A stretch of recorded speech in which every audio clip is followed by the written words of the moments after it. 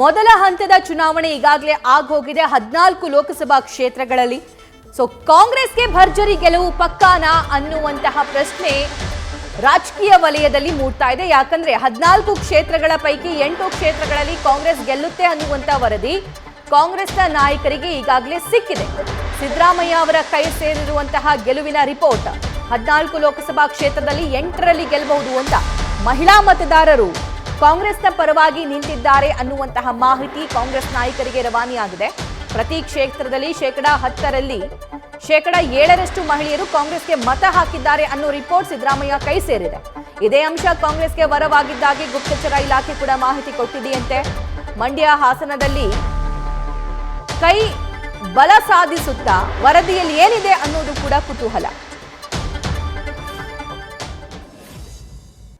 ಎಲ್ಲ ಕಡೆನೂ ಮಂಡ್ಯ, ಮೈಸೂರು, ಹಾಸನ, ಬೆಂಗಳೂರು, ಕೋಲಾರ, ತುಮಕೂರು ಎಲ್ಲ ಹೋಗ್ಬೇಕು. ಡಬಲ್ ಡಿಜಿಟ್ ಬರ್ತದೆ. ಖಂಡಿತ ಡಬಲ್ ಡಿಜಿಟ್. ಅಷ್ಟು ಆತ್ಮವಿಶ್ವಾಸ ಇದೆ. ಅದಕ್ಕೆ ಇಲ್ಲಾಂದ್ರೆ ಅವರು ಈಗ 3 ಕೋಟಿ ರಿಲೀಸ್ ಮಾಡ್ತಿದಾರ. ಅವ್ರಿಗೆಲ್ಲ ರಿಪೋರ್ಟ್ ಬಂದಿದೆ. ಎಲ್ಲ ಕಡೆನೂ ಮಂಡ್ಯ, ಮೈಸೂರು, ಹಾಸನ. ಎಲೆಕ್ಷನ್ ದಿನದ ಹಿಂದೆ ಡಿ.ಕೆ. ಶಿವಕುಮಾರ್ ಅವರು ತುಂಬಾ ಟೆನ್ಸ್ಡ್ ಆಗಿದ್ರು, ತುಂಬಾ ಕೋಪದಲ್ಲಿ ಮಾತಾಡ್ತಾ ಇದ್ರು. ಆದ್ರೆ ಎಲೆಕ್ಷನ್ ಆದ ಸಂಜೆ ಅವರು ಮಾತಾಡಿದ ರೀತಿ ಇದೆಯಲ್ಲ, ಎಲೆಕ್ಷನ್ ಆದ ನಂತರ ಒಂಥರ ಕಾನ್ಫಿಡೆಂಟ್ ಅವರಲ್ಲೂ ಕೂಡ ಮೂಡ್ತು. ಅದೇ ಕಾನ್ಫಿಡೆನ್ಸ್ ಈಗ ಸಿದ್ದರಾಮಯ್ಯ ಅವರಲ್ಲೂ ಕೂಡ ಕಾಣಿಸ್ತಾ ಇದೆ. ಈ ಬಗ್ಗೆ ಮತ್ತಷ್ಟು ಲೈವ್ ಡೀಟೇಲ್ಸ್ ನಮ್ಮ ಪೊಲಿಟಿಕಲ್ ಕರೆಸ್ಪಾಂಡೆಂಟ್ ಮಂಜುನಾಥ್ ನೀಡ್ತಾ ಹೋಗ್ತಾರೆ. ಮಂಜುನಾಥ್, ಸಿದ್ದರಾಮಯ್ಯ ಅವರ ಕೈಗೆ ಒಂದು ರಿಪೋರ್ಟ್ ಸೇರಿದೆಯಂತೆ, 8 ಕ್ಷೇತ್ರದಲ್ಲಿ ಗೆಲ್ತೀವಿ ಅನ್ನೋದಕ್ಕೆ ಸಂಬಂಧಪಟ್ಟಂತೆ ಫುಲ್ ಖುಷಿಯಾಗ್ಬಿಟ್ಟಿದಾರಂತೆ. ಏನಿದೆ ಹಾಗಾದ್ರೆ ಆ ರಿಪೋರ್ಟ್ ಅಲ್ಲಿ? ಯಾವ್ಯಾವ ಕ್ಷೇತ್ರದಲ್ಲಿ ಕಾಂಗ್ರೆಸ್ ಕೈಬಲ ಸಾಧಿಸುತ್ತೆ ಅಂತ? ಸಭಾ ಏನು ಮೊನ್ನೆ ನಡೆದಂತ ಲೋಕಸಭಾ ಚುನಾವಣೆಯಲ್ಲಿ 14 ಕ್ಷೇತ್ರಗಳು ನಡೀತು. ಈ ಒಂದು 14 ಕ್ಷೇತ್ರಗಳಲ್ಲಿ ಕಾಂಗ್ರೆಸ್ಗೆ 8 ಕ್ಷೇತ್ರಗಳು ಗೆಲ್ಲುವ ಸಾಧ್ಯತೆ ಇದೆ ಅಂತ ಹೇಳಿ ಈಗಾಗಲೇ ಗುಪ್ತಚರ ಇಲಾಖೆ ಒಂದು ಮಾಹಿತಿಯನ್ನ ಸಿಎಂ ಸಿದ್ದರಾಮಯ್ಯ ಅವರಿಗೆ ನೀಡಿರುವಂತದ್ದು.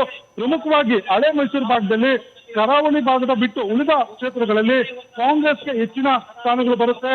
ಈಗಾಗಲೇ ಇಲ್ಲಿ ಪ್ರಮುಖವಾಗಿ ಏನಂದ್ರೆ ಮಹಿಳಾ ಮತದಾರರು ಪ್ರತಿ 10 ಮಹಿಳೆಯರ ವೋಟ್ ಮಾಡಿದ್ರೆ ಅದರಲ್ಲಿ 7 ಮತಗಳು ಕಾಂಗ್ರೆಸ್ ಪರವಾಗಿ ಮಹಿಳಾ ಮತದಾರರು ಚಲಾಯಿಸಿದ್ದಾರೆ. ಯಾಕಂದ್ರೆ ಈ ಒಂದು ಮಹಿಳಾ ಮತದಾರರಿಗೆ ಆದಂತ ಗ್ಯಾರಂಟಿ ಯೋಜನೆಗಳನ್ನ ಕಾಂಗ್ರೆಸ್ ಸರ್ಕಾರ ಜಾರಿ ತಂದಿತ್ತು.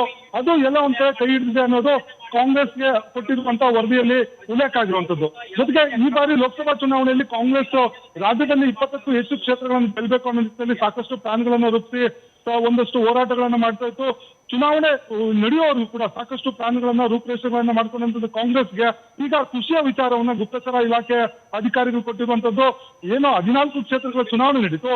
ಈ ಎಲ್ಲಾ ಕ್ಷೇತ್ರಗಳಲ್ಲಿ ಅಧಿಕಾರಿಗಳ ಹೊತ್ತಿಗೆ ಒಂದು ಚರ್ಚೆ ನಡೆಸಿ ಅಲ್ಲಿಂತ ಚುನಾವಣಾ ಪ್ರಕ್ರಿಯೆಗಳು ಯಾವ ರೀತಿ ಇತ್ತು ಅನ್ನೋದ್ರ ಬಗ್ಗೆ ಸಂಪೂರ್ಣವಾದಂತಹ ಮಾಹಿತಿಯನ್ನು ತೆಗೆದುಕೊಂಡಿರುವಂತಹ ಅಧಿಕಾರಿಗಳು ಸಿಎಂ ಅವರಿಗೆ ಒಂದು ವರದಿಯನ್ನು ಕೊಟ್ಟಿರುವಂತದ್ದು. ಆ ವರದಿಯಲ್ಲಿ 14 ಕ್ಷೇತ್ರಗಳಲ್ಲಿ 8 ಕ್ಷೇತ್ರಗಳು ಗೆಲ್ಲೋದಾದ್ರೆ 2 ಕ್ಷೇತ್ರಗಳಲ್ಲಿ ನೇರ ಫೈಟ್ ಇರುವಂತದ್ದು. ಪ್ರಮುಖವಾಗಿ ಏನು ಮೈಸೂರು ಜೊತೆಗೆ ಬೆಂಗಳೂರು ಗ್ರಾಮಾಂತರ, ಈ 2 ಕ್ಷೇತ್ರಗಳಲ್ಲಿ ಕಾಂಗ್ರೆಸ್ ಮತ್ತೆ ಬಿಜೆಪಿ ನಡುವೆ ನೇರ ಹಣಾಹಣಿ ಇರುವಂತದ್ದು. ಇನ್ನು ಹಾಸನ ಮತ್ತು ಮಂಡ್ಯ ಕ್ಷೇತ್ರದಲ್ಲಿ ಕಾಂಗ್ರೆಸ್ಗೆ ಗೆಲುವು ಒಂದು ಸಿಗುತ್ತೆ ಅನ್ನೋ ಒಂದು ವರದಿಯನ್ನು ಕೂಡ ಈ ವರದಿ ಒಂದು ಸಿಎಂ ಸಿದ್ದರಾಮಯ್ಯ ಅವರ ಕೈಗೆ ಸೇರಿರುವಂತದ್ದು. ಹೀಗಾಗಿ ಇದೇ ಒಂದು ಜೋಶ್ನಲ್ಲಿ ಈಗ 2ನೇ ಹಂತದ ಚುನಾವಣೆಗೆ ಕಾಂಗ್ರೆಸ್ ನಾಯಕರು ರೆಡಿ ಆಗ್ತಾ ಇರುವಂತದ್ದು.